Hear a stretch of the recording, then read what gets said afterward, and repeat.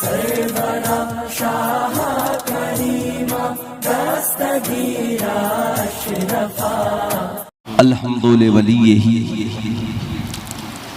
वस्सलातु वस्सलामु अला नबियही अम्मा बाद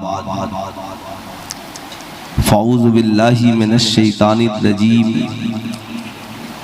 बिस्मिल्लाहिर रहमानिर रहीम क़ाल अल्लाहु तआला फ़िल क़ुरआनिल मजीद वल फ़ुरक़ानिल हमीद ऊतुल इल्म दरजात सदक़ल्लाहुल अलीयुल अज़ीम बल्लगना रसूलुहुन नबीउल अमीनुल मकीनुल करीम व नहनु अला ज़ालिका लमिनश शाहिदीन वश्शाकिरीन वज़्ज़ाकिरीन वल्हम्दुलिल्लाहि रब्बिल आलमीन। सारे जहान के मरकज़े अक़ीदत मुस्तफ़ा जाने रहमत शम्ए बज़्मे हिदायत हुजूर अहमद मुज्तबा हज़रत मोहम्मद मुस्तफ़ा सल्लल्लाहु ताला अलैहि वसल्लम की बारगाह आलीजाह में जी लगाकर हदिया दुरूदो सलाम पेश करें और पढ़ें अल्लाहुम्मा सल्ली अला सैयदना शफ़ीएना हबीबना मौलाना मोहम्मद मादनिल जूद वल करम मंबइल इल्म वल हिल्म वल हिकम बारिक वसल्लिम सल्लु अलैहि सलातन व सलामन अलैका या रसूलल्लाह सल्लु अलैहि सलातन व सलामन अलैका या हबीबल्लाह दाइमन अबदन अबदा। हमारी और आपकी ये मुश्तरका खुशनसीबी है कि आज उस अजीम बारगाह में खिराज अकीदत पेश करने के लिए हाजिर हैं, जिस बारगाह में पहुंचने के बाद कितने लोग बेईमान थे तो साहबे ईमान हो गए, अपनी बिगड़ी हुई जिंदगी को बदलकर अपना राब्ता रिश्ता अच्छाइयों से जोड़ लिया। आज उस दहलीज पे पहुंचकर लाखों बच्चे हाफिज़े कुरान बने, क़ारिए कुरान बने। कल भी बन रहे थे, आज भी बन रहे हैं और इंशाअल्लाह बनते है ना। यादगारे असलाफ मंबे अखलास उस्ताजुल उलमा जलालतुल इल्म हज़रत अल्लामा मुफ्ती अमानुर रब साहब किबला, उनके अलावा हमारी जमात के मुक़द्दस उलमाए किराम और गुलशने मीनाइया के वो अजीम यादगार हज़रत शाह जमाल मीना दामत बरकातहुमुल आलिया वल कुद्सिया, जिनके चेहरे को आप देख रहे हैं, हज़रत उस्ताजुल हुफ़ाज़ वल कुर्रा हज़रत क़ारी निसार साहब किबला मिसबाही का हुक्म हुआ, फ़कीरा फजरात की दहलीज तक हाजिर आया। मैं जानता हूँ यहाँ पर ऐसी ऐसी शख्सियतें बैठी हैं जिनकी दरसगाह में पढ़कर मुझसे भी बड़े बड़े आलिम हिंदुस्तान में मज़हब इस्लाम की खिदमत कर रहे हैं। बेशक। तो ये मुक़द्दस हमारी जमात के वो उस्ताजुल उलमा की टीमें यहाँ पर बैठी हैं। फ़कीर भी इस बारगाह में खिराज अकीदत पेश करने के लिए हाजिर आ गया। एक पत्थर की भी तकदीर संवर सकती है। क्या कहना? सिर्फ आप हजरात से तवज्जो का तालिब हूँ, समझ में आए तो आज सुभान अल्लाह कह सकते हैं, वरना ज़िंदगी में जब समझ में आए कह सकते हैं। अल्लाह ही का तो नाम लेना है। एक पत्थर की भी तकदीर संवर सकती है, शर्त ये है उसे करीने से तराशा जाए। एक पत्थर की भी तकदीर संवर सकती है, शर्त ये है उसे करीने से तराशा जाए और अपनी मट्टी पे ही चलने का तरीका सीखो। अपनी मट्टी पे ही चलने का तरीका सीखो, संगे मरमर पे चलोगे तो फिसल जाओगे। मियाँ अपनी मट्टी पे ही चलने का तरीका सीखो, संगे मरमर पे चलोगे तो फिसल जाओगे। इन बुजुर्गों के दर से हमें क्या नहीं मिला। कोई कह दे ये नहीं मिला, मेरे इमाम कहते हैं तेरे गुलामों का नक्शे कदम है राहे खुदा। वो क्या बहक सके जो ये सुराग लेकर चले। साहब वलियों की बारगाह में क्या नहीं है। इल्म है, फजल है, कमाल है, तकवा है, परहेजगारी है, क्या नहीं है। शराबी आया तो वली बना दिया, जुआरी आया नमाजी बना दिया, बेनमाजी आया हाजी बना दिया, नाचने वाली आ गई वक्त का राबिया बसरिया बना दिया। साहब हालात ये कि जो आया उसे कामिल बनाकर वापस किया। साहब ये वलियों का दर और वलियों का घर रसूलुल्लाह का भी घर है, अल्लाह का भी घर है, वलियों का दर भी है। सारी चीजें यहाँ पर जमा है। अल्लाह वालों के दुनिया में आने का मकसद क्या है। जब नबूवत और रिसालत का दरवाजा आमिना के लाल पे बंद हुआ, अब कोई नबी नहीं आएगा, फिर ये कारवां कैसे चलेगा। कहा मेरी उम्मत की औलिया से चलता रहेगा। कुरान की तबलीग ये करेंगे, हदीस की तबलीगें ये करेंगे। साहब समाज को अच्छाई की राह ये दिखाएंगे। आमिना के लाल के आने का जो मकसद है युअल्लिमुहुमुल किताब वल हिकमा, साहब उसे आगे ये बढ़ाएंगे। समाज को संवारने और सुधारने का काम ये करेंगे। जाहिर सी बात है इन अल्लाह वालों ने जमाने को कौन सा पैगाम दिया। जमाना इनके तरफ खींचा चला आ रहा है। हाँ हाँ, इन्होंने कोई नया पैगाम नहीं दिया, इन्होंने वही पैगाम दिया जो 1450 बरस पहले आमिना के लाल ने दिया है। इन्होंने वही पैगाम दिया जो मुस्तफा जाने रहमत ने अरब की सरजमी से दिया। जमाने को पैगाम दिया, लोगों को अल्लाह की वहदानियत के करीब किया, जमाने वालों को रब की बारगाह में सजदा करना सिखाया। इस्लाम में पहला पैगाम जो आमिना के लाल ने दुनिया को दिया, कहा ये जिंदगी मिली है तो खुदा की बंदगी के लिए मिली है। मगर मुस्तफा जाने रहमत सल्लल्लाहु अलैहि वसल्लम ने पूरी दुनिया के इंसानों को मैसेज और पैगाम दिया। तलबुल इल्म फरीज़तुन अला कुल्ले मुस्लिमिन व मुस्लिमा। इल्म हासिल करना, तालीम हासिल करना, शिक्षा ग्रहण करना हर मुसलमान मर्द और औरत पर फर्ज है। यही वजह है इस्लाम में साहब याद रखें, नमाज बाद में फर्ज है, रोजा बाद में फर्ज है, हज बाद में फर्ज है, ज़कात बाद में फर्ज है। बच्चा बालिग होगा तो नमाज़ें पढ़ेगा, बच्चा बालिग होगा तो रोजा रखेगा, बच्चा बालिग होगा साहब इस्तिताअत होगा, ज़कात देगा, हज करेगा। या बच्ची बालिगा होगी तो नमाज़ें पढ़ेगी। मगर बात जब तालीम की आई तो आमिना के लाल ने कहा, कौन कहता है बच्चे 3 साल के बाद पढ़ेंगे। ना ना ना, उतलबुल इल्मा मिनल महद इलल लहद। इल्म हासिल करो माँ की गोद से लेकर कब्र की मंजिल तक। अब जरा ये याद रखें, सीने पे हाथ रख कर के बताएं, हम जिस समाज में जीवित और जिंदा है, आज लोग इस्लाम पे हमला आवर है।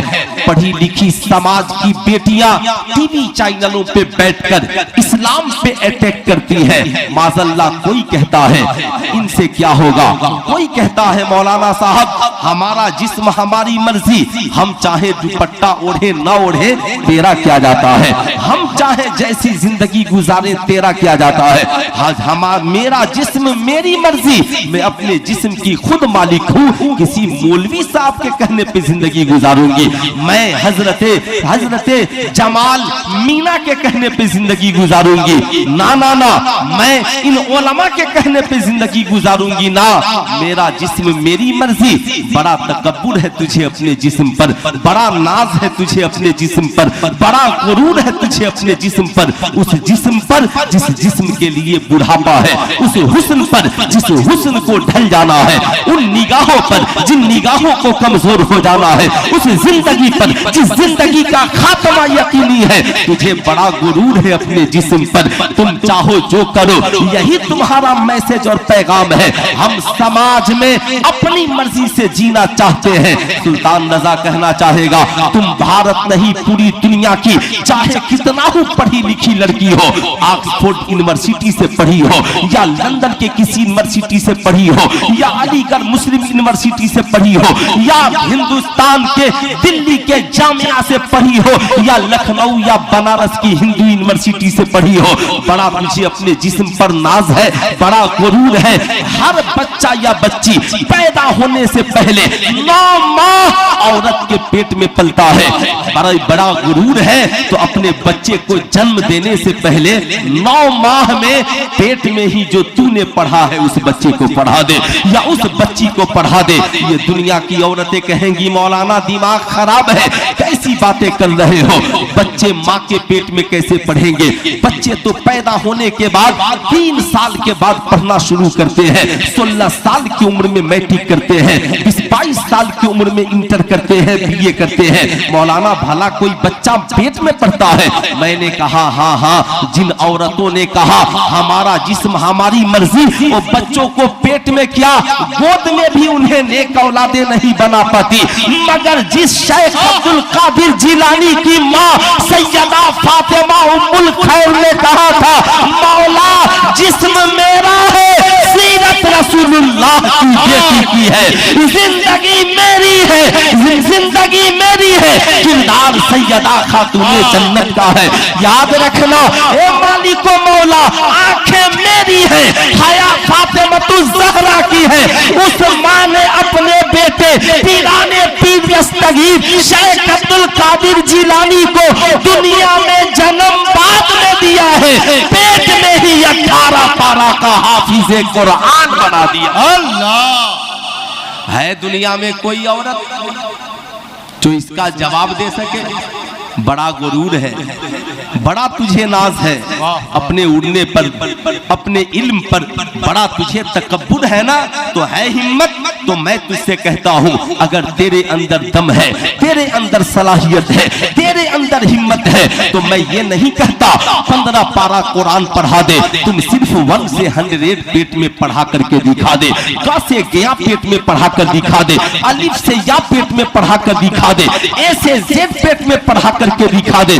नहीं दिखा सकती साहब, ये इस्लाम है जहां से ये पैगाम देता है। साहब क्यों? सरकार गौसे आजम की वालिदा वलिया भी है, कामिला भी है, हाफिजा भी है, वालिद भी वली है, वालिदा भी वलिया है। तालीम का सिस्टम ये है कि गौसे आजम की वालिदा ने पूरी दुनिया की औरतों को मैसेज दिया, बच्चों को पैदा होने के बाद कुरान पढ़ाने का इंतजार न करना, बच्चा तेरे पेट में आए कुरान सुनाता रहना, हदीसें सुनाता रहना, कलमा सुनाता रहना, सजदे कर करके उसे लोरिया सुनाते रहना, बताते रहना, बेटा तू जिस घर में जन्म ले रहा है ये खुदा की इबादत करने वालों का घर है, ये रसूलुल्लाह के मानने वालों का घर है, ये इमाम हुसैन के चाहने वालों का घर है, ये सैयदा खातूने जन्नत की सीरत पे चलने वाली औरतों का घर है, औरतों का घर है। साहब हम किस समाज में जीवित है, हम कहां पर जिंदा है?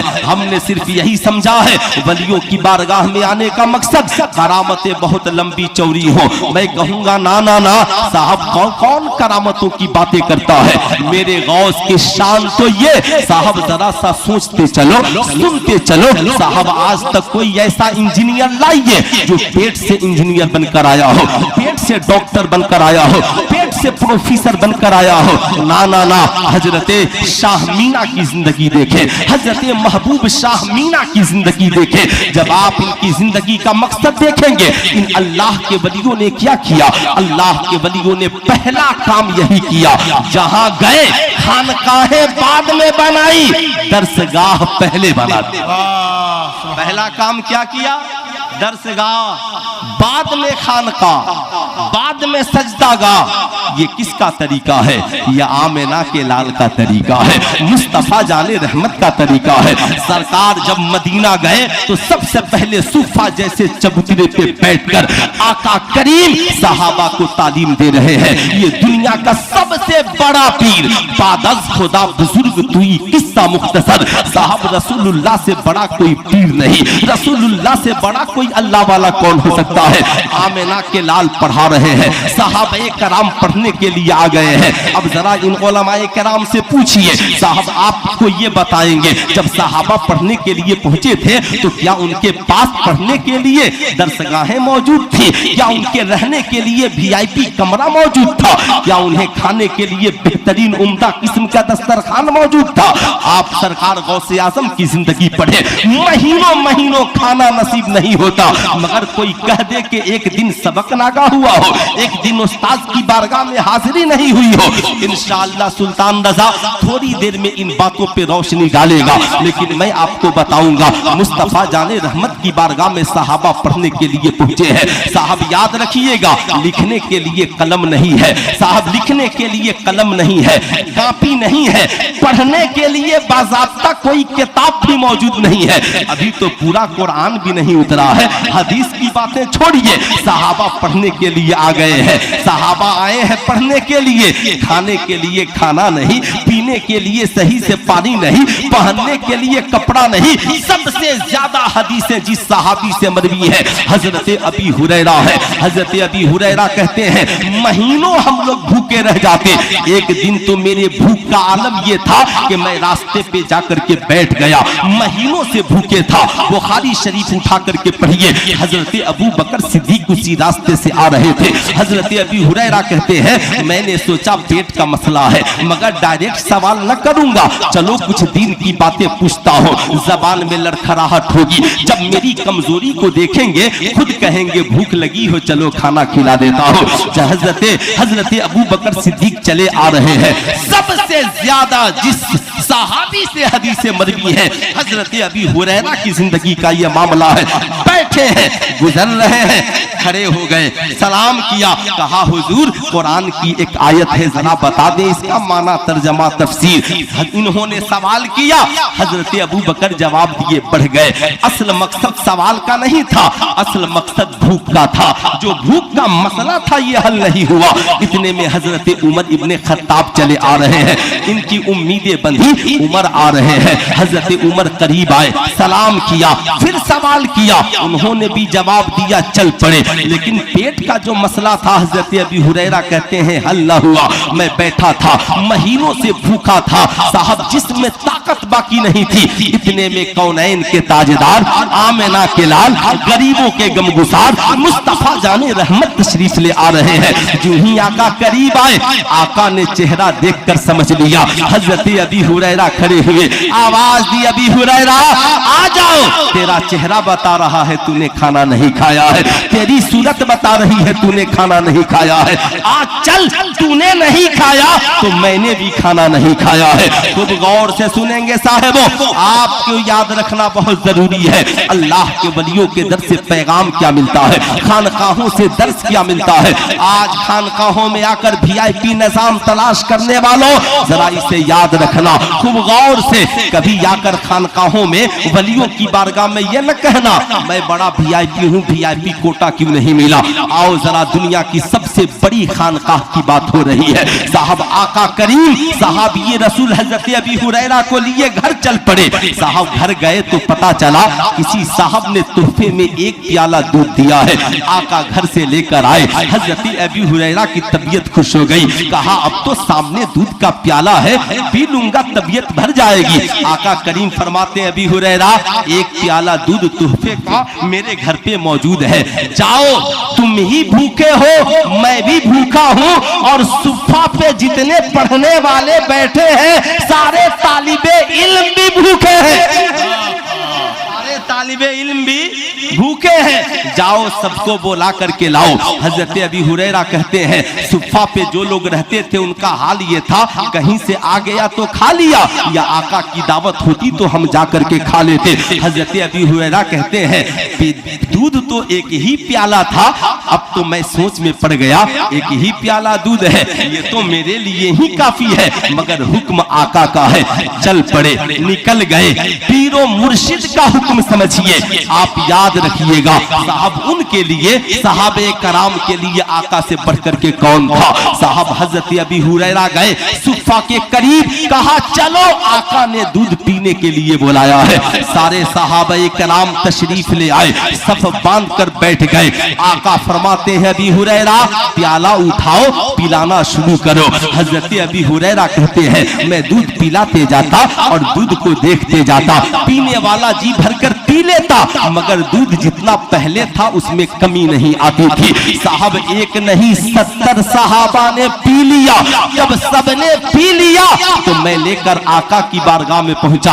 आका मुस्कुराए, अबी हुरैरा अब तुम बचे हो और मैं बचा हूं, एक काम करो प्याला उठाओ और पीना शुरू कर दो। अब याद रखिएगा, बात दरसगाह की नहीं, दरसगाह की भी खानका की भी एक ही प्याला है, सारे सहाबा उसी में बारी बारी पी रहे हैं। किसी ने ये नहीं कहा फला का जूठा मैं क्यों पीऊंगा, किसी ने ये नहीं कहा मैं फला कबीले से हूं फला का जूठा क्यों पीऊंगा, किसी ने ये नहीं कहा मैं बड़ा अमीर हूं मैं किसी गरीब का जूठा क्यों पीऊंगा, बल्कि एक ही प्याले में 70 सहाबा ने मिल करके दूध पी लिया।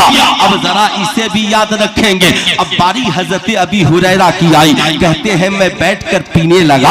आका जब जी भरकर पी लिया, लबों को हटाया, आका ने कहा और पियो। मैंने फिर पिया, फिर हटाया, आका ने कहा और पियो। मैंने फिर पिया, कहा आका जी अब मेरे पेट में जरा बराबर भी जगह बाकी नहीं है। आका करीम मुस्कुराते हैं, जमाने को मैसेज और पैगाम देते हैं, ओ लोगों खुदा कोई नेमत दे तो तन्हा खा लेते हो, नहीं तेरे नबी का दस्तूर ये है, अगर दस्तरखान पे तेरे लिए खाना मयसर हो या खुदा तुझे रिस्क दे तो अपने मानने वालों को भी देख लेना, अपने घर वालों को भी देख लेना, अपने पड़ोसियों को भी देख लेना, अपने शागिर्दों को भी देख लेना, अपने मुरीदों को भी देख लेना, अपने मानने वाले जानशीनों को भी देख लेना। उसके बाद आका करीम उसी 70 सहाबा ने जिसमें दूध नोश फरमाया था उसी प्याले को उठाया, याद रखिएगा, उसी प्याले को उठाया है। आज का कोई वीआईपी पीर कहे मैं उसमें कैसे पीऊंगा जिसमें मुरीदों ने पिया है। आज का कोई ऐसा ला करके दिखाइए वीआईपी इमाम कह दे कि साहब उसमें मैं कैसे पीऊंगा जिसमें मेरे मुक्तदियों ने पिया है। ना ना ना, आमिना के लाल है जिस दूध के प्याले को 70 सहाबा ने अपने लबों को लगाया था उसी प्याले को उठाया है और आका ने अपने लबहाए नाज़नी को लगाया है और दूध नोश फरमाकर बताया है, अरे दुनिया वालों याद रखना ये रसूलुल्लाह की खानकाह है जहां अमीरी और गरीबी की बात नहीं, गोरे और काले की बात नहीं, ऊंचे और नीचे की बात नहीं, बल्कि यहाँ बात है तो ईमान की बात है, भूख की बात है, प्यास की बात है। अगर अल्लाह एक प्याला दूध दे तो पीर भी पीता हुआ नजर आता है, मुरीद भी पीता हुआ नजर आ रहा है, रसूलुल्लाह भी उसी में पी रहे हैं, सहाबे कराम भी उसी में पी रहे हैं। तभी तो डॉक्टर इकबाल ने जमाने को मैसेज और पैगाम दिया, जमाने को मैसेज और पैगाम दिया, ऐ दुनिया वालों, ऐ दुनिया वालों, बड़ा तुम्हें अपने कलमे पर नाज है, अगर तुम रसूलुल्लाह के किरदार को क्यों भूल गए, तुमने रसूलुल्लाह के कैरेक्टर को क्यों भुला दिया। क्या आज आप सबके साथ खाने के लिए तैयार है? क्या आप एक दस्तरखान पे बैठकर पानी पीने के लिए तैयार है? आज मुसलमानों का माहौल भी इतना बिगड़ गया, एक गिलास हो हमारे लिए अलग उनके लिए अलग, हमारे लिए प्लेट अलग उनके लिए प्लेट अलग। तभी तो डॉक्टर इकबाल ने कहा तुम खान भी हो, मिर्जा भी हो, अफगान भी हो, अरे सच बताओ कि क्या तुम मुसलमान भी हो? ज़बाने पढ़ भी लिया ला इला तो क्या हासिल, दिलो निगाह मुसलमान नहीं तो कुछ भी नहीं। ये कौन तालीम दे रहा है? अब जो मैं बताना चाह रहा था इसे सुनिए। वो सहाबे कराम जिन्हें महीनों खाना नसीब नहीं होता, वो सहाबे कराम, हजरत अबी हुरैरा से किसी ने पूछा हुजूर आप लोग पढ़ते कैसे थे जब कोई किताब मौजूद नहीं थी? कहा हमारे लिए किताब भी मुस्तफा थे और उन्वान भी मुस्तफा थे। हम आका को देखकर भी पढ़ते थे, आका को सुनकर भी पढ़ते थे। कहा पढ़ते कैसे थे? जब आका पढ़ाते थे तो सहाबा खजूर की छाल लेकर आते थे, पत्थरों के टुकड़े लेकर के आते थे, खजूर की टहनियां लेकर आते थे, चमड़े लेकर आते थे। चमड़ों पे आका के फरमान को लिखते थे। साहब खजूर की पत्तियों पर आका, टहनियों पर आका के फरमान को लिखते थे, पत्थरों पर आका के फरमान को लिखते थे। अब मैं आपसे पूछना चाहूंगा, क्या उन सहाबे कराम का हम एहसान का बदला चुका सकते हैं जिन्होंने पत्थरों पे लिखकर, जिन्होंने खजूर की छालों पे लिखकर, जिन्होंने चमड़ों पे लिखकर थोड़ा नहीं सरकार की पूरी सीरत हम तक पहुंचा दी, आका की सारी हदीसें हम तक पहुंचा दी, पूरा इस्लाम हम तक पहुंचाया। ऐसा पहुंचाया जैसा इस्लाम कल था वैसा ही इस्लाम आज भी मौजूद है। जैसा नबी का फरमान कल मौजूद था वैसा ही आज भी मौजूद। सुभान आज हम अगर इस तरक्की याफ्ता दौर में औलियाए कराम की तालीमात को हमने आम न किया, हम कौन सा मुंह दिखाएंगे? क्या औलियाए कराम की तालीम सिर्फ यही है कि हम मज़ारों पे खूब चादरें चढ़ाएं? क्या औलियाए कराम की तालीमात सिर्फ यही है कि हम मज़ारों पे सिर्फ खूब फातिहा करें? ना ना ना, फातिहा भी कीजिए, नमाजें भी पढ़िए, चादर भी चढ़ाइए, अपनी जिंदगी में उनके किरदारों कैरेक्टर की चादरें भी चढ़ाइए। साहब यही वजह है जब सहाबे कराम निकले तो एक हाथ में कुरान और दूसरे हाथ में नबी का किरदार। सुभान अल्लाह। ख्वाजा गरीब नवाज की जिंदगी देखें, आप सरकार गौसे आजम की जिंदगी देखें, आप इन बुजुर्गों की जिंदगी देखें। ये अल्लाह वाले जहां गए तालीम को सबसे पहले फौकियत दी। कुरान ने क्या कहा? हल यस्तविल लजीना यालमून वल लजीना ला यालमून, तुम क्या समझते हो पढ़े लिखे और जाहिल दोनों बराबर हैं? ऐसा नहीं हो सकता, दोनों कभी बराबर नहीं हो सकते। उतुल इल्म दर्जात, जो पढ़ेगा उसके रुतबे को बढ़ा दिया जाएगा, जो पढ़ेगा उसे इज्जत दी जाएगी, उसे तरक्की मिलेगी। आज का कोई जाहिल आदमी ये कहे हम तरीकत वाले हैं, फला शरीयत वाले हैं, उनका मामला अलग है, हमारा मामला अलग है। पीराने पीर दस्तगीर फरमाते हैं उठाइए हुजूर की लिखी हुई किताब का तर्जमा गुनियतुत तालिबीन उठा करके पढ़िए। क्या लिखा? बगैर इल्मे शरीयत के तरीकत के मैदान में कदम रखना गुमराही के अलावा कुछ नहीं है। अगर तुम चाहते हो तो पहले तालीम याफ्ता बनो, तालीम हासिल करने वाले बनो। बताओ ख्वाजा गरीब नवाज तालीम के लिए घर से निकले कि नहीं निकले? बताओ सरकार गौसे आजम तालीम के लिए घर से निकले कि नहीं निकले? बताओ ईमानदारी से हुजूर शाह मीना अपने तालीम के लिए घर से निकले कि नहीं निकले? बताओ हुजूर महबूबे मीना तालीम के लिए घर से निकले कि नहीं निकले? ईमानदारी से बताओ हजरत ख्वाजा गरीब नवाज का हाल तो ये है कि साहब पहुंच गए इल्मे तफसीर पढ़ने के लिए अपने उस्ताद की बारगाह में। साहब उस वक्त के सबसे बड़े मुफस्सिर की बारगाह में इल्मे तफसीर पढ़ने के लिए पहुंचे।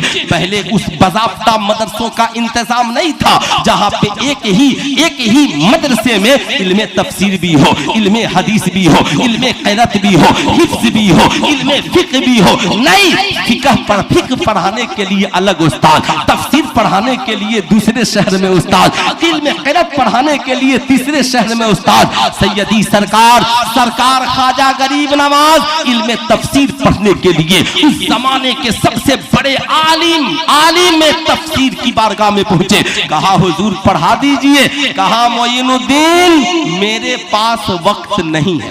क्या कहा? मेरे पास वक्त नहीं है। हम और आप होते तो उस्ताद बदल लेते। हजरत ने कहा हुजूर करम फरमाए कोई वक्त निकाल दे। कहा मोइनुद्दीन मसरूफियत इतनी है, वक्त नहीं है। एक वक्त मेरे पास है, अगर तुम पढ़ने के लिए तैयार हो जाओ तो मैं पढ़ा दूंगा। कहा हुजूर जर्रा नवाजी आप वक्त बताएं, मोइनुद्दीन तैयार है। ये मैं किसी आम की बात नहीं, हिंद के राजा की बात कर रहा हूँ, हजरत ख्वाजा की बात कर रहा हूँ। वो VIP खाना खाकर नहीं पढ़ने वालों, शहजादों, कोटा दिल्ली मुंबई में बाप की कमाई को उड़ाने वालों, अपनी जवानी को अय्याशियों में बर्बाद करने वालों, याद रखना कॉलेज यूनिवर्सिटी या किसी दारुल उलूम में अपनी जिंदगी को तबाह बर्बाद करने वालों, ये जवानी इसलिए नहीं मिली है, ये जिंदगानी इसलिए नहीं मिली है। तेरे बाप के बड़े अरमान है, बड़े अरमान। तेरा बाप यूं ही दारुल उलूम, क्या नाम, अमीरुल उलूम मिनाइया में यूं ही नहीं भेजता साहब। मकसद है मेरा बेटा जाएगा हाफिज कुरान बनकर आएगा, मेरा बेटा जाएगा कारी कुरान बनकर आएगा। ऐसे ही कॉलेजों में पढ़ने वालों, तेरे भी बाप का मकसद है मेरा बेटा कॉलेज में जाएगा, डॉक्टर बनेगा, इंजीनियर बनेगा, प्रोफेसर बनेगा। मगर कोटा में जाकर देखिए, अभी मैं कुछ दिनों पहले गया था साहब, नौजवान गेंगबाजी में लगे हैं, अय्याशियों में लगे हैं। जयपुर में जाकर देखिए, रात भर नौजवान लड़के और लड़कियां अय्याशियों में डूबे हुए हैं। ये जिंदगी का मकसद नहीं। आपने सिर्फ ये जाना है कि ख्वाजा गरीब नवाज ने जोगी जयपाल को कलमा पढ़ा दिया। आपने सिर्फ ये जाना है कि ख्वाजा गरीब नवाज ने खड़ाऊ को उड़ा दिया, लेकिन ये नहीं जाना कि ख्वाजा गरीब नवाज हिंदल वली कैसे बने हैं। आपने ये नहीं जाना कि सरकार गौसे आजम ने इल्म हासिल करने के लिए कितना मुजाहिदा और अपने नफ्स से टकराव किया है। आपके लिए ये भी जानना जरूरी है। हजरत ख्वाजा गरीब नवाज के उस्ताद गिरामी फरमाते हैं, सुनो मेरे पास एक वक्त है, एक। कहा हुजूर कौन सा? कहा नमाज़े तहज्जुद के बाद मैं तुझे पढ़ा सकता हूँ। नमाज़े तहज्जुद समझते हैं ना, सारे पढ़े लिखे लोग तो समझ ही रहे हैं। रात को इशा की नमाज के बाद जब इंसान एक नींद सो ले फिर बेदार होकर नमाज पढ़े, इसे नमाज़े तहज्जुद कहते हैं। अल्हम्दुलिल्लाह हम और आप होते तो क्या कहते, हुजूर फिर कभी चांस लगाएंगे, रात को कौन जागेगा। हमारी निगाहें, मैं अपनी कौम के शहजादों से भी कहूंगा, मदारिस इस्लामिया के तलबा से भी, आप अपने असातिज़ा की कदर कीजिए। कॉलेज के लड़कों की तरह आप भी बेहुरमती का मुजाहरा मत कीजिए। मैंने दोनों दुनिया को देखा है साहब। उधर लोग इसलिए रोते हैं कि स्टूडेंट बाअदब नहीं है, इधर लोग इसलिए रो रहे हैं कि ये अपने वक्त का सही इस्तेमाल नहीं कर रहे हैं। जाहिर सी बात है, इसलिए याद रखिएगा माशाअल्लाह ये तो बाबा जी की मेहरबानी है। यहाँ दस्तरखान भी लाजवाब है, इंतजाम भी लाजवाब है, दरसगाह भी लाजवाब है, उलमा भी लाजवाब है, इदारा भी लाजवाब है। अरे साहब नसीबा पे फक्र करो, मगर पूछो हिंदल वली से, कोई दरसगाह नहीं है साहब। पहुंच गए हैं मस्जिद में साहब, वक्त के आलिम रब्बानी की बारगाह में, वली कामिल की बारगाह में। जब ही उस्ताद ने कहा नमाज़े तहज्जुद, अब समझ गए। कहा हुजूर मंजूर है। हजरत ख्वाजा गरीब नवाज हर रात अपने उस्ताद के उठने से पहले इशा की नमाज पढ़कर सो जाते और उस्ताद के उठने से पहले उठते और उठ करके वुजू करते, मुसल्ला बिछाते और हजरत के वुजू के लिए पानी लेकर हाजिर रहते। एक तरफ उस्ताद नमाज़े तहज्जुद पढ़ता, एक तरफ शागिर्द नमाज़े तहज्जुद पढ़ता। जब पढ़ लेते तो बैठकर इल्मे तफसीर पढ़ते। आप सोच सकते हैं, ऐ मेरी कौम के शहजादों, इन तन्हाइयों को यूट्यूब और चैनल पे बर्बाद मत करो, इन तन्हाइयों को फेसबुक की वादी में बर्बाद मत करो। अगर पढ़ने वाले हो तो ख्वाजा गरीब नवाज के मजार पे सिर्फ चादरें ही मत चढ़ाओ, बल्कि उनके किरदार को भी अपना कर दिन में भी पढ़ना सीखो और रात की तन्हाइयों में भी पढ़ना सीखो। जमाना तेरे मुकाबले में ना आ सके, लेकिन आज बड़ा प्रॉब्लम है। आज तो प्रॉब्लम यह है, हमारी कौम कहती है मदरसे में पढ़ करके क्या होगा। अरे मौलवी मौलाना बन जाएगा, मदरसे में पढ़ने के बाद क्या होगा। मैं कहूंगा साहिबों ठीक है, आप हो सकता है बाबा जी से आप शिकायत करते हो, बाबा जी आपके इदारे का एक बच्चा था, बड़ा आवारा था, गोंडा शहर में आवारा गर्दी करता है, मैंने उसे इधर उधर घूमते देखा है। अरे बाबा जी इसकी जगह कोई और काम कीजिए। दीजिए, लगा दो मदरसे में ताला। अगर 2-4 बच्चे का किरदार बिगड़ गया, मदरसों में ताला लगा दीजिए। रोजाना आप अपनी चाय की होटलों में बैठकर मदारिस इस्लामिया का जायजा लेते हैं, मगर बुरा मत मानिएगा, आपने कभी कॉलेजों का हिसाब किया? आपने कभी स्कूलों का मुहासबा किया?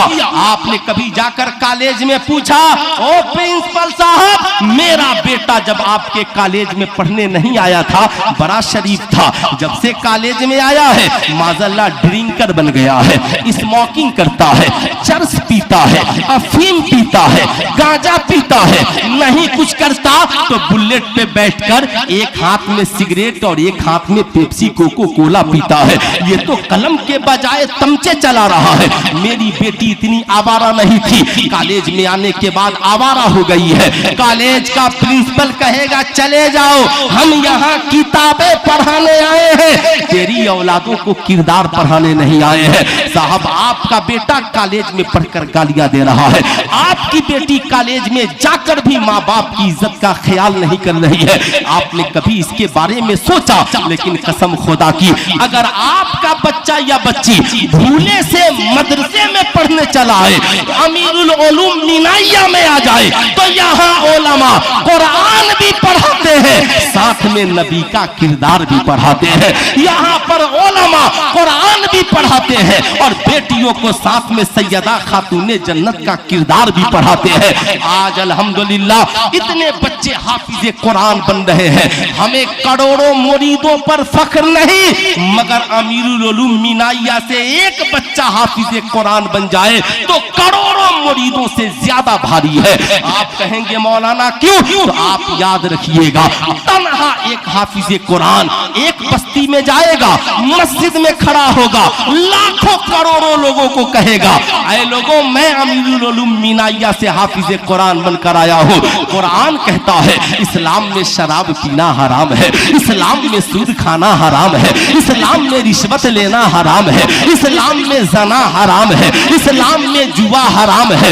याद रखना, इस्लाम में सूदखोरी हराम है, इस्लाम में झूठ हराम है। माँ के कदमों के नीचे जन्नत है, बाप जन्नत का दरवाजा है। जो अपने लिए पसंद करो वही अपने भाइयों के लिए पसंद करो। ऐ लोगों, याद रखना, नमाज की पाबंदी जरूरी है, रमजान के महीने की कद्र जरूरी है, साहबे निसाब हो तो ज़कात जरूरी है, मालदार हो तो हज जरूरी है। अब तन्हा एक हाफिज़े कुरान करोड़ों लोगों को साहब नबी की बातें बता रहा है, वलियों की बातें बता रहा है, दीन की बातें बता रहा है, मगर लाखों नहीं करोड़ों बच्चे हर साल मैट्रिक इंटर बीए करके निकलते हैं। कितनी अच्छाई की बातें होती हैं। वो तो समझते हैं ये हमारी जिंदगी हम जैसे चाहें गुजारे, बाप को भी बोलने की इजाजत, बाप को भी बोलने की इजाजत नहीं है। अब तो हालात इतने बिगड़ गए, माँ नकाब में है और बेटी जींस और टी शर्ट पहनकर बेनकाब है। माँ को इतनी हिम्मत नहीं है कि बेटी से कह दे कि तुम सर पे दुपट्टा डाल लो। हमने चादरें बहुत चढ़ाई, सुभान अल्लाह, खूब चढ़ाई। आला हज़रत सरकार ने लिखा, मज़ार शरीफ पर एक चादर चढ़ाओ ताकि पता चले ये अल्लाह के वली की कब्र है, अल्लाह के वली की कब्र है। मगर चादरें भी चढ़ाइए और जाकर बेटियों से बताइए, बेटियां, अल्लाह वालों को पर्दा पसंद है। हम चादरें चढ़ाने वाले भी हैं, मगर ये कहाँ का इंसाफ है कि हम वलियों की कब्र पर चादरें तो चढ़ाएं और हमारी बेटियों के सरों से चादरें उतर जाएं। क्या अल्लाह के वलियों ने यही तालीमात हमें दी? आज हमारी कौम की बेटियां जब कॉलेजों में पढ़ने के लिए जाती हैं तो उनसे नए जमाने की मॉडर्न लड़कियां कहती हैं, तुम ओल्ड मॉडल हो, पुराना लिबास पहनकर चली आई हो, यही बुर्का नकाब जो तुम्हारी दादी पहनती थी 100 साल पहले वही तुम पहन के चली आई हो। मेरी कौम की शहजादियों, मेरी आवाज तुझ तक पहुंचे तो उनसे कहना, ओ मॉडर्न जमाने की जीन्स फाड़ कर पहनने वाली लड़कियों, तुझे जिस्म दिखाना मुबारक हो, हमें सैयदा खातूने जन्नत की तरह दुपट्टे में पेबंद लगाकर जिस्म की और इज्जत की हिफाजत करना मुबारक। मुबारक हो, बता देना, टेंशन मत लेना, बता देना। अब साहब बुरा मत मानिएगा, चलिए हमारे साहब डॉक्टर साहब, इंजीनियर साहब, प्रोफेसर साहब, कोई तबलीग मत कीजिए, मगर इतना तो बताइए, आप कहते हैं मौलाना ने क्या किया, हाफिज साहब ने क्या किया, कारी साहब ने क्या किया।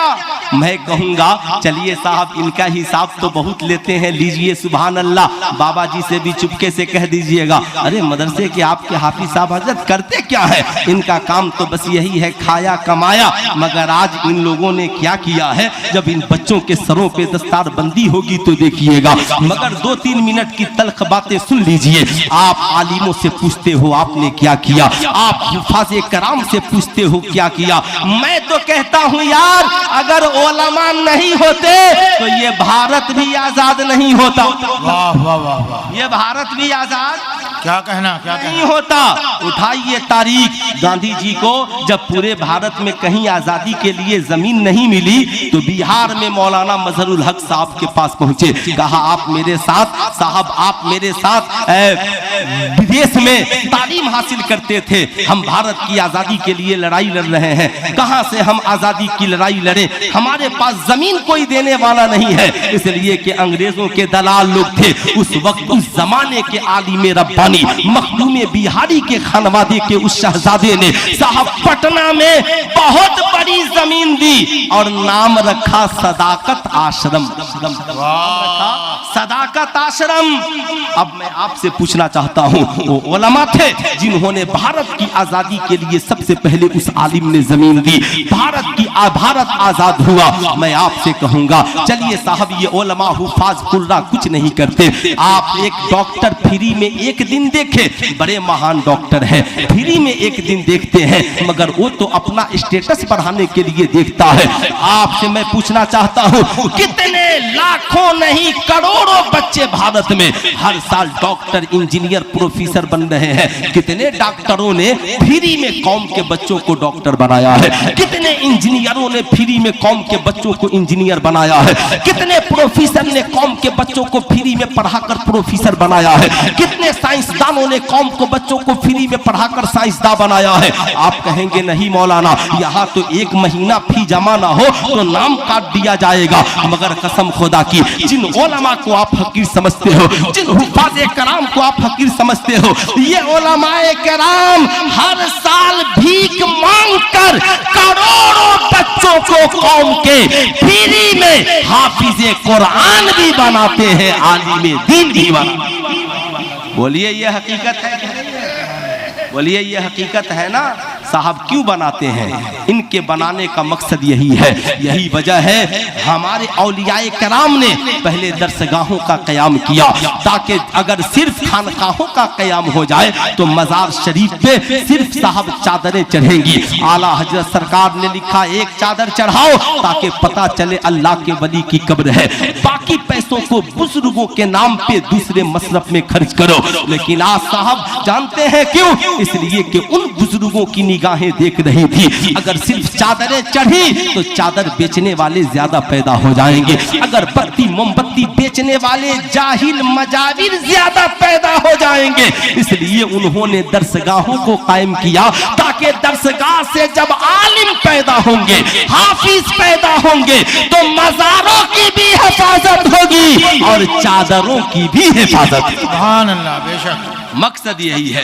अब साहब आखिर इन दारुल उलूम का मकसद क्या है? साहब इन मदारिस इस्लामिया का मकसद ये है समाज में अच्छाई हो, समाज में इंसाफ का बोलबाला हो। आप अल्लाह वालों की जिंदगी का मुताला करें। हजरत सिर्री सख्ती है, सिलसिला कादरिया के बहुत बड़े बुजुर्ग हैं, एक रास्ते से गुजर रहे हैं, अल्लाह अल्लाह देखा एक नौजवान है शराब के नशे में धुत पड़ा हुआ है, गिरा है और जबान से खुदा का नाम ले रहा है। हजरत की नजर पड़ी, मुरीद से कहा पानी लाओ, पानी मंगाकर उसकी जबान को धुल दिया, आगे बढ़ गए। जब उसे होश आया तो लोगों ने कहा ऐ नौजवान मुबारक हो, आज तेरे मुंह को, आज तेरे मेरे मुंह को वक्त के बहुत बड़े अल्लाह के वली हजरत सिर्री सकती ने तेरे मुंह को धुला दिया है। तू तो शराब पीकर पड़ा था, तू तो उस नापाक जबान से खुदा का नाम ले रहा था। हजरत सिर्री सकती ने तेरे मुंह को धुल दिया है। नौजब और दुआ करते हैं मालिको मौला, मैंने इसके मुंह को धुला दिया है। मौला इसके दिल को गुनाहों से धुल देना तेरा काम है। अब साहब इधर दुआ की है, नौजवान उठा तो दिल की दुनिया बदल गई है। रात की तन्हाई है, मस्जिद में मौजूद है। जब हजरत सिर्री सकती फज्र की नमाज के लिए पहुंचे, देखा वो नौजवान सजदे में है। जब फारिग हुआ, कहा नौजवान तेरी कैफियत कैसे बदल गई? कहा हुजूर मैंने सुना कि मेरे मुंह को आपने धुला दिया है तो मैंने तौबा कर लिया। जिस जबान को हजरत सिर्री सकती ने पाक कर दिया हो, अब उस जबान को कभी मैं नापाक करने के लिए तैयार नहीं हूँ। ऐ मेरी कौम के शहजादों, जब बुजुर्गों की बारगाह में आओ बेशक चादरें लेकर आओ, मगर आओ तो फूलों की चादरें लेकर आओ और लौटो तो बुजुर्गों के किरदार की चादरें ओढ़कर जाओ। बेनमाजी हो नमाजी बन जाओ, रमजान का रोजा रखने वाले बन जाओ। शराबी हो शराब पीने से तौबा कर लो, जुआरी हो जुआ खेलने से तौबा कर लो, जानी हो जना करने से तौबा कर लो। माँ बाप की कदर नहीं करते हो, माँ बाप की कदर करने वाले बन जाओ। याद रखना पूरी जिंदगी में आपसे मैं पूछना चाहता हूँ, उर्स खूब मनाते हो, उर्स मनाने के लिए चादर जरूरी है, उर्स मनाने के लिए उलमा की तकरीरें जरूरी है, उर्स मनाने के लिए जावेद सिद्दीकी साहब की शायरी जरूरी है, उर्स मनाने के लिए सारा इंतजाम करते हो। मैं कहूंगा सिर्फ उर्स ही मनाएंगे या जिनके हम उर्स में आए हैं उनको भी मनाएंगे? वाह वाह वाह वाह वाह वाह। सिर्फ उर्स ही मनाएंगे या जिनके हम उर्स में आए हैं? वाह वाह। कितने लोग उनको मनाना चाहते हैं? जरा हाथ उठाइए तो आगे से पीछे तक सारे लोग मनाना चाहते हैं। आप कहेंगे मौलाना उन्हें मनाने के लिए क्या करना होगा? क्या खूब नारा लगाइएगा? ना ना ना, उन्हें मनाने का तरीका ये है, उन्हें जो पसंद है वो कीजिए। अल्लाह के वलियों को नमाज पसंद है, नमाजी बन जाइए। अल्लाह के वलियों को कुरान पसंद है, तिलावत करने वाला बन जाइए। अल्लाह के वलियों को पर्दा पसंद है, अपनी बीवियों को पर्दे में रखने वाला बन जाइए। अपनी बेटियों को दुपट्टा ओढ़ाने वाला बन जाइए। अल्लाह के वलियों को नमाज़े तहज्जुद पसंद है, तहज्जुद पढ़ने वाला बन जाइए। अल्लाह के वलियों को कुरान और हदीस की तालीम पसंद है, अपने बच्चों को पढ़ाने वाला बन जाइए। साहब अगर इनको मनाना है, उर्स मनाना है तो चादरें चढ़ाइए, और साहबे उर्स को मनाना है तो अपनी जिंदगी को शरीयत के मुताबिक गुजारने वाला बन जाए। सुभान अल्लाह सुभान अल्लाह। आज आपने देखा होगा साहब के बच्चे स्कूल में गए है ना। हजरत बायजीद बुस्तामी का नाम तो आप लोगों ने सुना है ना, सुना है। हजरत बायजीद बुस्तामी का नाम आप लोगों ने सुना है। तो हजरत बायजीद बुस्तामी से किसी ने पूछा, हुजूर आप अल्लाह के वली कैसे बने? आप अल्लाह के वली कैसे बने? कहा माँ की दुआ ने मुझे अल्लाह का वली बना दिया। अरे बोल दे पूरा मजमा सुभान अल्लाह। माँ की किसकी दुआ ने वली बना दिया? पूरा मजमा हाथ उठाकर बोले किसकी दुआ ने? माँ की दुआ ने। आज प्रॉब्लम ये है, एक शख्स बाबा जी के पास आए, कहा हुजूर मैं तो चादरें भी चढ़ाता हूँ, वलियों के उर्स में भी जाता हूँ, नमाजें भी पढ़ता हूँ, हुजूर बहुत काम करता हूँ, मगर फायदा नहीं होता। फायदा नहीं होता। जानते हैं उसकी सबसे बड़ी वजह क्या है? उसकी सबसे बड़ी वजह यह है, हम चादरों तक तो पहुंच जाते हैं, हमारी चादरें मज़ारों तक पहुंच जाती हैं, मगर हमारे साथ माँ बाप की दुआएं वलियों की बारगाह तक नहीं पहुंचती, नहीं पहुंचती। और अल्लाह के नबी ने क्या कहा? जिस शख्स से उसके माँ और बाप राजी नहीं, उससे कभी अल्लाह उसके रसूल भी राजी नहीं, उससे कभी अल्लाह और उसके रसूल भी राजी नहीं। आज मार्केट में ट्रेंड चला हुआ है, लोग माँ बाप की बात पे बीवियों की बात को तरजीह देते हैं। चला है ना भाई मार्केट में ट्रेंड, आज जाहिर सी बात है, लेकिन पूछिए, मैं इशारे इशारे में गुजर जाना चाहूंगा। साहबों, हजरत अलकमा सहाबी रसूल थे।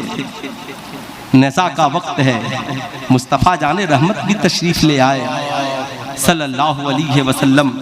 जिस्म से रूह नहीं निकल रही है। अल मुख्तसर वाकया को मुख्तसर करते हुए आका ने उनकी वालदा को बुलवाया और पूछा, अम्मा जी, अलकमा का मामला आपके साथ कैसा था? माँ बोल पड़ी, बहुत नेक था, मुत्तकी, परहेजगार, सब कुछ सहाबी रसूल से। कहा, आका जी मैं अलकमा से नाराज हूँ। माँ क्यों? कहा, अलकमा मेरी बात पर बीवी की बात को तरजीह देता है। बात सिर्फ इतनी है, आज हर नौजवान ये काम कर रहा है। हर नौजवान आज का पढ़ा लिखा नौजवान तो ये कहता, अम्मा मेरी बीवी पढ़ी लिखी है और तू तो पढ़ी लिखी नहीं है, तो उसकी बात मान। माँ को इल्म का धौंस दिखाता है, जमाता है। मैं कहूँगा ना, टकराना नहीं कभी, आपसे कभी मत टकराना। कहा आका करीम ने, अम्मा जी बस यही वजह है कि जिस्म से रूह नहीं निकल रही है। आप राजी हो जाएं। माँ ने कहा, आका जी मैं राजी नहीं हो सकती। आका करीम ने कहा, साहबा लकड़ियां जमा करो।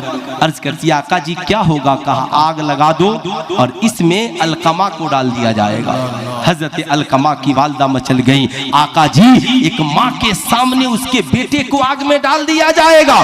कौनैन के ताजेदार फरमाते हैं, माँ ये दुनिया की आग जहन्नम की आग के मुकाबले में कुछ नहीं है। जहन्नम की आग के मुकाबले में कुछ नहीं है। जहन्नम की आग का आलम तो ये है, इमाम गज़ाली मुकाशिफतुल कुलूब में लिखते हैं, 3000 साल फरिश्तों ने गर्म किया, लाल फिर सफेद, फिर आग का रंग बिल्कुल काला हो गया।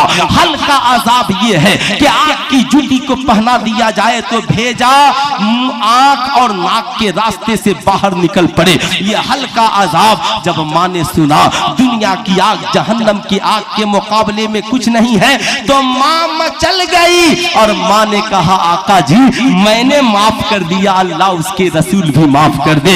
इधर माँ ने माफ किया है, उधर जबान से कलमे तैयबा जारी हुआ, ला इलाहा इल्लल्लाह मुहम्मदुर रसूलुल्लाह सल्लल्लाहु अलैहि वसल्लम। अब मैं ठहर के कहना चाहूंगा, ऐ मेरी कौम के शहजादों, आज के जलसे से पैगाम लेकर जाओ, जब माँ और बीवी की बातों में टकराव है ना, तो बीवी से कहना, बेगम आज माँ की मान लो, कल तेरी मान लेंगे, इसलिए कि मेरी जन्नत माँ की खुशी में है और तेरी जन्नत मेरी खुशी, तेरी जन्नत मेरी खुशी में। अब साहब जरा सा सीने पे हाथ रख करके सोचे, आज लोग कहते हैं हम साहब जैसे भी हो औलादे नेक हो जाए। बाबा जी ताबीज लिख दीजिए, हजरत ताबीज लिख दीजिए, जो भी पीर साहब आए ताबीज लिख दीजिए, बेटी नेक हो जाए, बेटा नेक हो जाए। अरे आप पहले नेक बनिए, इंशाअल्लाह औलादे भी नेक होंगी। सरकार गौसे आजम के वालिद ने क्या पैगाम दिया?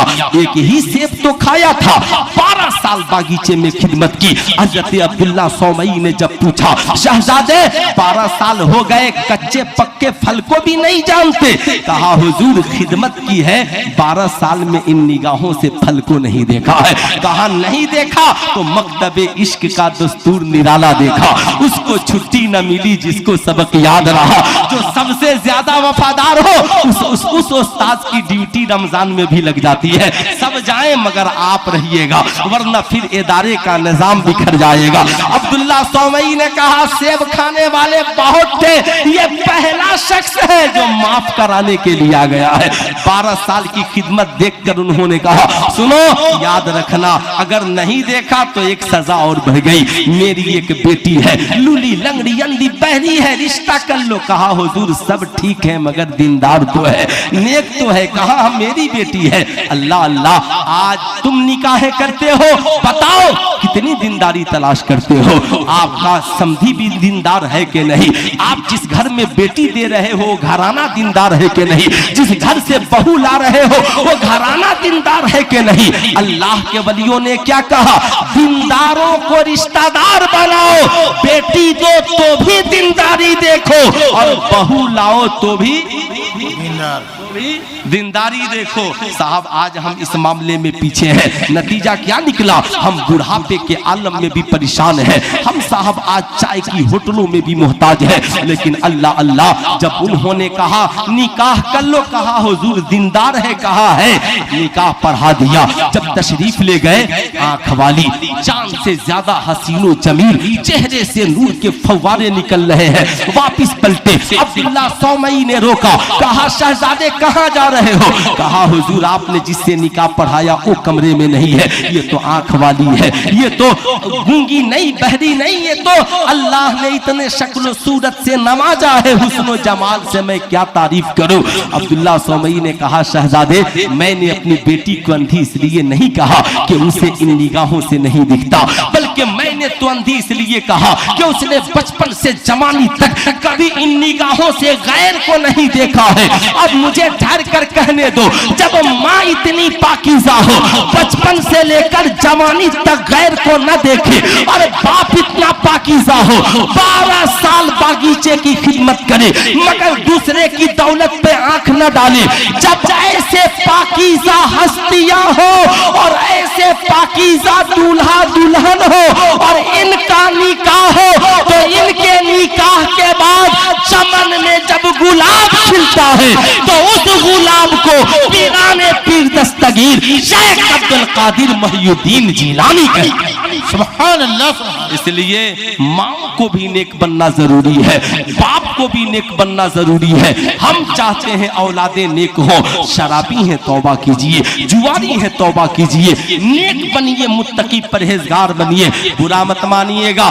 आखिरी 1-2 पैगाम सुनिए। देखा होगा हमारे बच्चे हैं स्कूलों में पढ़ते हैं, साहब क्या पढ़ते हैं, जब कॉलेजों में स्कूलों में हम पढ़ने जाते हैं, ये मदर टेरेसा की जिंदगी है, ये एपीजे अब्दुल कलाम की जिंदगी है, ये कल्पना चावला की जिंदगी है, ये पंडित जवाहरलाल नेहरू की जिंदगी है। क्यों साहब? कहा इनकी जीवनी इसलिए पढ़ो ताकि तुम भी महान पुरुष, महान व्यक्ति बनो। मैं कहूंगा वो दुनियादारों की जिंदगी पढ़ने वालों, उनकी जिंदगियां बाद में पढ़ना, और बुजुर्गों की जिंदगी, अल्लाह के वलियों की जिंदगी पहले पढ़ो। जब इनकी जिंदगी पढ़ोगे, शराबी हो नमाजी बन जाओगे, जुआरी हो हाफिज कुरान बन जाओगे, बदकिरदार हो साहब किरदार बन जाओगे। साहब जब घर जाओ ना तो अपने बच्चों को बैठाओ, सरकार बड़े पीर दस्तगीर का जब फातिहा कराओ तो कहो शहजादे याद रखना, हम जिस सरकार गौसे आजम के फातिहे की महफिल में बैठे हैं, तो हम तो दुनिया में आकर भी सही से कुरान नहीं पढ़ पाते, और सरकारे गौस तो माँ के पेट में ही 18 पारा कुरान पढ़ लिए थे। आपके बच्चे और बच्चियां कहेंगे मोटू पतलू का किस्सा बहुत सुना है, कार्टून बहुत देख लिया है। आपके बच्चे कहेंगे माँ के पेट में कैसे पढ़ लिए? तब बताइए बेटे, उनकी माँ जब वो माँ के पेट में थे तो उनकी माँ रोजाना उन्हें कुरान पढ़कर सुनाती थी, जिसे सुनकर हजरत ने याद कर लिया। वो बच्चे कहेंगे माँ हम भी कल से मोटू पतलू का किस्सा नहीं सुनेंगे, अम्मा तू भी हमें कुरान पढ़कर सुना दो, अब्बा आप भी हमें कुछ कुरान पढ़कर सुना दीजिए। मगर घर में माहौल बनाइएगा, तब अच्छा माहौल बनाइए, अच्छे माहौल में जीने वाला बनिए। जो ही हमारे और आपके बच्चे स्कूल में जाते हैं, क्लास टीचर बताता है बच्चों, जो ही कोई उस्ताद क्लास में एंट्री मारे खड़े हो जाना। जब हम दरसगाह में पढ़ने के लिए जाते हैं, बताया जाता है उस्ताद जब आए खड़े हो जाना। जलसों में हम जाते हैं, बताया जाता है पीर साहब जब आए तो खड़े हो जाना।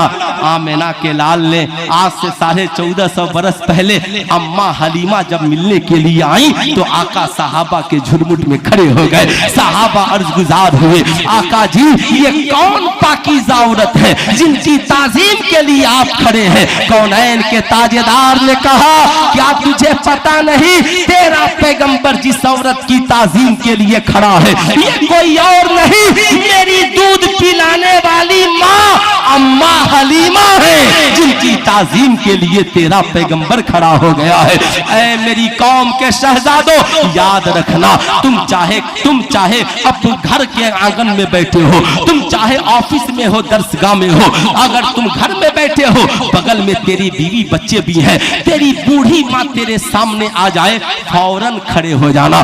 बीवी से कहना तुम भी खड़ी हो जाओ, बच्चों से कहना तुम भी खड़े हो जाओ। तेरी बीवी बच्चे कहेंगे इतनी ताजीम क्यों करते हो माँ की? कहना पगली हम क्या करें, ताजीम तो आमेना के लाल ने की है, ताजीम तो मुस्तफा जाने रहमत ने की है। आका तो दूध पिलाने वाली माँ के लिए खड़े हुए, हम तो उस माँ के लिए खड़े हैं जिसने दूध बाद में पिलाया है, 9 माह पेट में खूने जिगर पिलाया, खूने जिगर पिलाया है। आखिरी पैगाम सुनिए, आखिरी है ना, याद रखिएगा, पूरी जिंदगी में इस पैगाम को याद रखिएगा। साहिबों बड़ा अफसोस होता है, बड़ा अफसोस। हजरत ख्वाजा गरीब नवाज के वालिदे गिरामी हजरत ख्वाजा गियासुद्दीन हसन अल्लाह अल्लाह मस्जिद में नमाज पढ़ने बाद में जाते, वजू करके सबसे पहले अम्मा की बारगाह में हाजिरी देते। अम्मा आप राजी हो तो मस्जिद को जाऊं, आप राजी हो तो नमाज पढ़ने जाऊं। दोस्तों ने पूछा हुजूर आप, हम लोग तो वजू करके मस्जिद को जाते हैं, आप अम्मा के पास? कहा सुनो, मैंने आका की एक हदीस का मुताला किया जिसमें आका करीम फरमाते हैं जब तक माँ बाप राजी न हो, अल्लाह उसके रसूल भी राजी न होंगे, इसलिए पहले मैं माँ को राजी करता हूँ। जब माँ बाप राजी हो जाएंगे फिर मैं मस्जिद में जाऊंगा, सजदा करूंगा, खुदा राजी हो जाएगा, दुरूद पढ़ूंगा, मुस्तफा राजी हो जाएंगे, और सलाम पढ़ूंगा, सलामुन अला इबादिल्लाहि सालिहीन, तो सारे अल्लाह के नेक बंदे मुझसे राजी हो जाएंगे। आज बड़ा अफसोस, बुरा मत मानिएगा, मुझे नजराना मत दीजिए, हजरत को मत दीजिए, इधर मत दीजिए, हम लोगों को देते हैं ना, सुभान अल्लाह, खूब आप आलिमों की खिदमत करते हैं, सुभान अल्लाह, खूब दीजिए, हजरत को, इनको, उनको, हाफिज़े कुरान को, आलिम दीन को, गरीबों को, सबको दीजिए, लेकिन घर जाइए ना तो चुपके से कुछ माँ के आंचल में भी डाल दीजिए। तेरा बाप बड़ा जमीर वाला है, तुझसे नहीं मांगता, पूरी जिंदगी उसने तुझे पैसे दिए, कभी उसके भी जेब में चुपके से डाल दो ताकि तेरा बाप चाय की होटल पे मोहताज न रहे, तेरा बाप बीमार पड़े तो दवाइयों के लिए मोहताज न रहे। क्या आज अफसोस नहीं है, बाप अस्पताल में पड़ा हुआ है, 10 लाख रुपए इलाज के लिए चाहिए, बेटे बड़े अमीर हैं, मगर अमीर बेटा जो सबसे ज्यादा कमाता है फोन करता है सारे भाइयों को, सुनो 10 लाख रुपए लखनऊ के एम्स में लग रहा है, सारे भाई 2-2 लाख लेकर आ जाना। अब बेचारा गरीब आ गया, बाबा जी मैं तो बड़ा गरीब हूँ, आपका मुरीद हूँ, 2 लाख कहाँ से लेकर के जाऊंगा? अब साहब ईमानदारी से बताइए क्या ऐसा होना चाहिए?